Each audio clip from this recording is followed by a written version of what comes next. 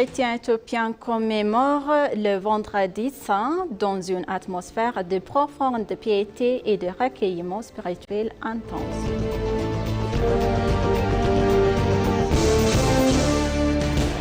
Le Premier ministre Abiy Ahmed a fait ses adieux au président burundais Evariste Ndayishimiye à la fin de sa visite officielle en Éthiopie.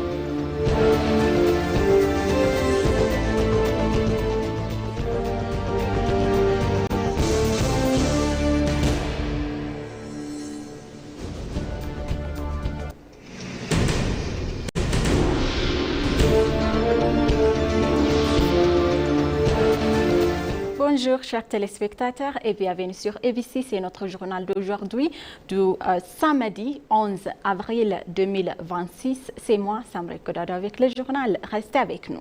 Le Premier ministre Abiy Ahmed a fait ses adieux au président burundais Evariste Ndayishimiye à l'aéroport international de Bolé au terme de sa visite officielle de 2 jours à Addis Ababa en Éthiopie.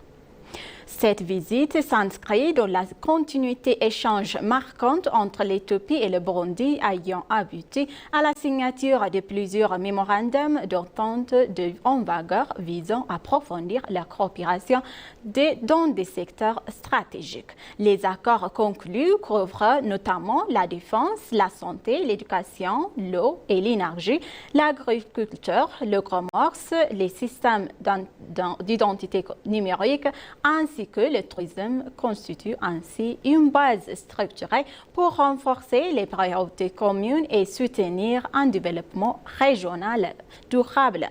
Abiy Ahmed a qualifié les discussions de cette constructive, soulignant que ces accords traduisent une volonté concrète de transformer les relations diplomatiques de longue date en partenariat effectif.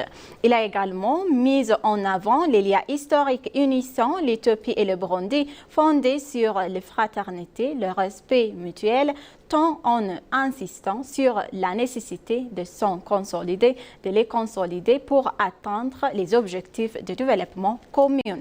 De son côté, Evariste Ndayishimiye, également président en exercice de l'Union africaine, a exprimé sa reconnaissance pour l'accueil chaleureux qui lui a été réservé tout au long de son séjour.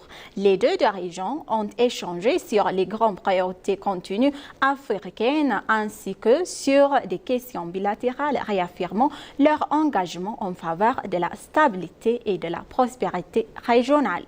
À l'issue de la visite, le Premier ministre Abiy Ahmed a réitéré la volonté de l'Éthiopie de renforcer la coopération avec le Burundi en vue de promouvoir une croissance durable et une priorité stratégique et partagée, marquant ainsi une nouvelle étape dans les relations entre les deux pays.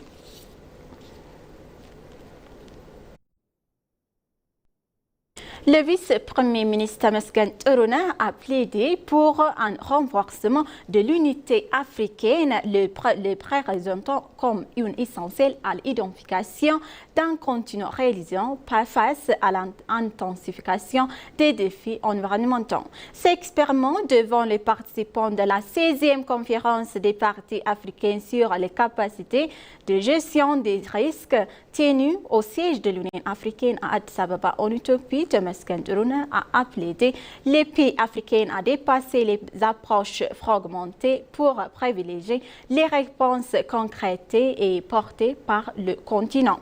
Soulignant que l'Afrique subit de plein fouet et des effets de la crise climatique mondiale, il a estimé que cette situation devrait servir de catalyseur à une solidarité accrue plutôt que de nourrir des divisions.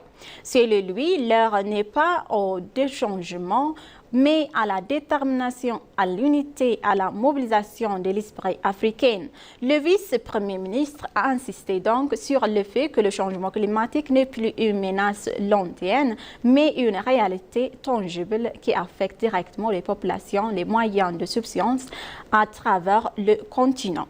Réaffirmant l'engagement de l'Éthiopie et la mise en avant des initiatives majeures telles que l'initiative pour l'héritage vert, ainsi que les efforts visant à atteindre la sécurité alimentaire et à développer les infrastructures de engrais également renouvelables pour soutenir l'intégration régionale.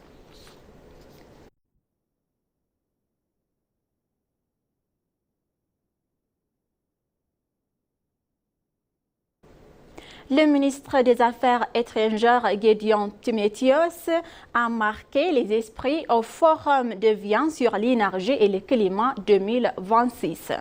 Lors du Forum international de Vienne sur l'énergie et le climat 2026, le ministre éthiopien des Affaires étrangères, Gédéon Timotheus, a défendu une transition africaine vers une croissance industrielle à faible émission de carbone et en s'appuyant sur l'énergie renouvelable et les ressources en matière en minéraux critiques du continent. D'après une publication du ministère des Affaires étrangères sur les réseaux sociaux, Gédéon Timotheus a insisté sur la nécessité urgente de surmonter les obstacles structurels, notamment faible accès à l'énergie, des défis en infrastructure et le continent également concrètement liés à l'accès sur au marché. Il a également appelé à un nouveau renforcement des financements constitutionnels, en particulier en faveur des pays les moyens avancés et des pays africains enclavés. Il a en outre mis en avant l'engagement ambitieux de l'Éthiopie en matière de résilience climatique reposant sur des investissements importants dans l'énergie renouvelable qui assure environ 95% de la production énergétique ainsi que sur stratégique d'industrialisation verte incluant des parcs industriels écologiques. Par ailleurs, en marge du Forum international de Vienne sur l'énergie et le climat 2026, le ministre a tenu des rencontres bilatérales avec ses homologues d'Autriche et du Soudan du Sud.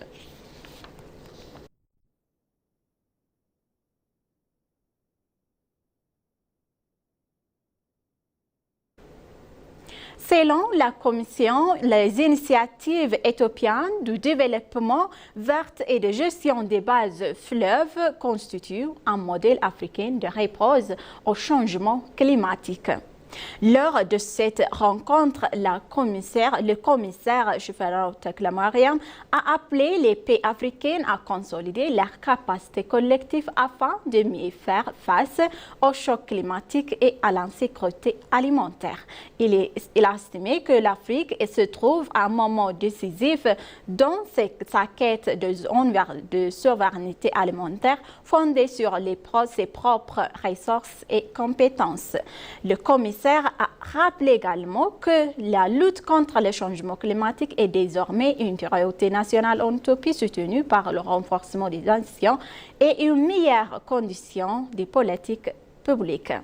Il a cité plusieurs initiatives majeures en Éthiopie, notamment le grand barrage de la Renaissance éthiopienne, l'initiative pour un héritage vert, l'expansion de l'irrigation et les programmes d'énergie renouvelable qui contribuent, selon lui, à réduire les impacts climatiques et à renforcer la sécurité alimentaire. Selon lui, ces efforts positionnent l'Éthiopie comme un exemple en matière de lutte contre le changement climatique, de souveraineté alimentaire et de gestion des catastrophes. Il a ajouté que les progrès réalisés font de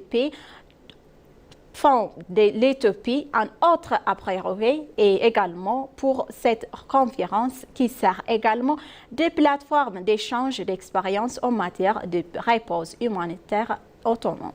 Enfin, il a évoqué les projets de développement du corridor des bassins de flux à la ville Addis Abeba comme des exemples concrets d'approches intégrées en matière d'adoption également climatique et résilience urbaine susceptibles d'inspirer d'autres pays du continent.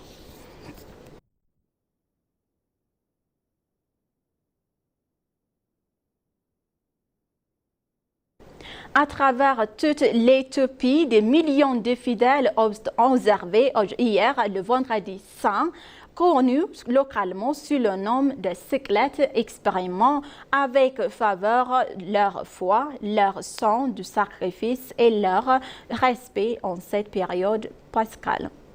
Dans l'Europe, les églises de la ville Addis Ababa, d'ailleurs dans le pays, ont accueilli une foule de croyants venus se rassembler dans le silence et de prières afin de commémorer la sacrification de la mort de Jésus-Christ au Golgotha. Donc, ce jour parmi les plus sacrés de calendrier chrétien se distingue par le deuil, la patience et une émotion profonde. Les fidèles de l'Église orthodoxe éthiopienne Tawadon ont marqué cette célébration par un jeûne strict, également de longues prières et de nombreuses prostrations.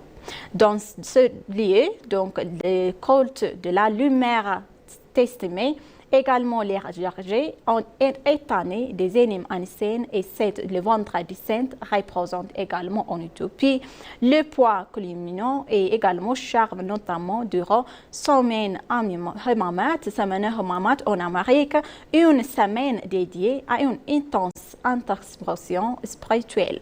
Le vendredi saint ouvre ainsi la voie à la célébration joyeuse du dimanche de Pâques, moment où les chrétiens en Éthiopie du pays se réunissent pour célébrer la résurrection du Christ, également fondée essentielle de leur foi.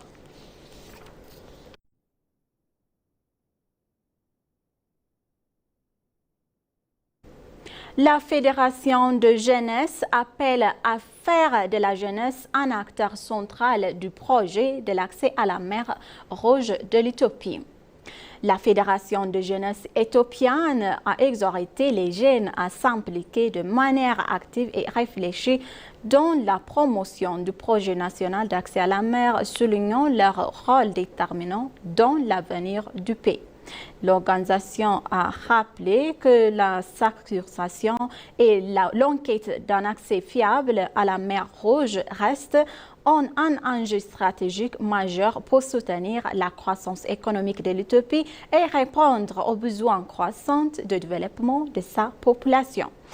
Ils ont également indiqué que les autorités intensivent leurs efforts diplomatiques en ce sens.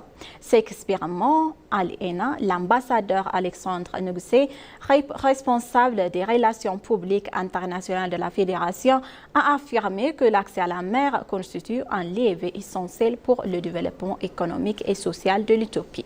Il a précisé donc que la Fédération entend accompagner les initiatives nationales et mobilisant la jeunesse et la sensibilise l'opinion publique. Selon lui, les jeunes ont une responsabilité particulière dans la défense des intérêts nationaux et doivent participer de manière informée à la réalisation de l'objectif de l'accès à la mer éthiopienne.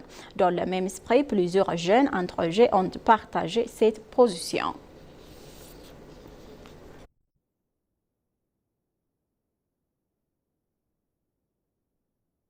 Chers téléspectateurs, maintenant je vous rappelle les titres principaux. Le Premier ministre Abiy Ahmed a fait ses adieux au président burundais Evariste Ndayishimiye à la fin de sa visite officielle en Éthiopie.